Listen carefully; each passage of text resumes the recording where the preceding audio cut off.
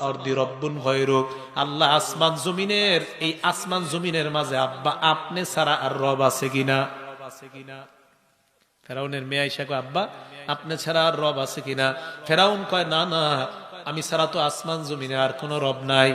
আব্বা কি বলেন? আমি তো এরকমই জানি, কিন্তু আমার মাথার চুল যে আশ্রায়, ওই মহিলাটা চিরুনি পরে যাওয়ার পর উঠানোর সময় বলছে বিসমিল্লাহ।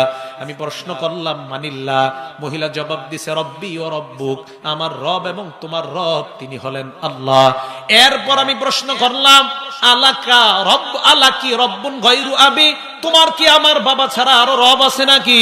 ওই মহিলাটা জবাব দিছে আব্বা রব্বি ওয়া রব্বুকি ওয়া রব্বু আবিকি, আমার রব তোমার বাবার রব একজন, তিনি হলেন আল্লাহ।